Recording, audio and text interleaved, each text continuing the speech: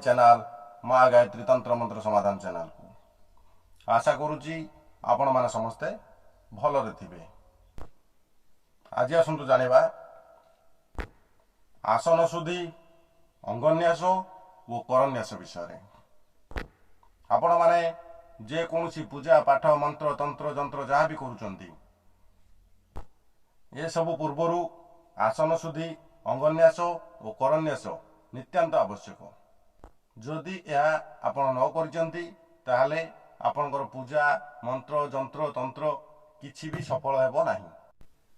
किछि दर्शकंकर अनुरोध पई मु एई भली भिडियोटी प्रस्तुत करिया पई जाउची। भिडियोटी को आरंभ करिया पूर्वरु मोर अनुरोध कि चैनलटी को सब्सक्राइब कर दियंतु और कड़े थिबा बेल आइकन घंटीटी को दबाई दियंतु। ताले डेरी न करी आसंतु जानिबा आसन शुद्धि मंत्र कोन। मंत्रटी एही परी ओम आसन मंत्रस्य मेरुपृष्ठ ऋषि सुतल छंदश्री कूर्म देवता आसने विनियोग। मंत्रटी को आउथरे कहूची ओम आसन मंत्रस्य मेरुपृष्ठ ऋषि सुतल छंदश्री कूर्म देवता आसने विनियोग।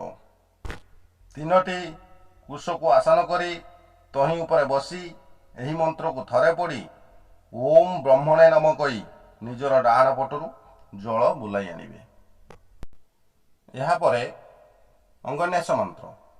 अंगन्यास मंत्रटी एही परी ओम हृदयाय नमः ओम शिरसे स्वाहा ओम शिखाय वैशट ओम कवचाय हुम ओम नेत्राभ्यां वैशट ओम करतल करपृष्ठाभ्यां अस्त्राय फट। मंत्रटी को आउथरे कहूची ओम हृदयाय नमः ओम शिरसे स्वाहा ओम शिखाय वैशट ओम कवचाय हुम ओम नेत्राभ्यां वैशट ओम करतल करपृष्ठाभ्यां अस्त्राय फट।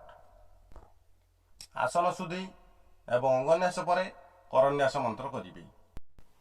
हाथर दुई पापुली को चाही एही मंत्रटी को पढ़िबे।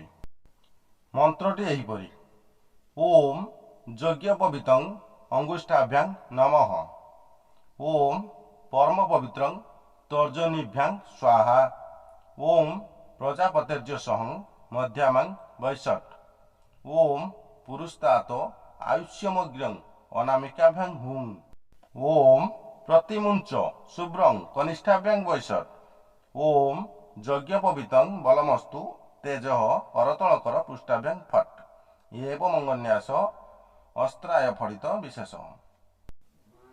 एही सब मंत्र करि सारिबा परे आपण जे कोनसी पूजा पाठ मंत्र तंत्र जंत्र जहाँ भी करिवे आपनकर कार्य सफल हेबो। जदि मोर ए भिडियोटी आपण मानकु भल लागि थाए ताले लाइक करिवे शेयर करिवे एवं चैनलटी को सब्सक्राइब करिवे। सब्सक्राइब करिले एही भली भिडियो सबरो नोटिफिकेशन आपण माने सर्वप्रथमे पाई परिवे।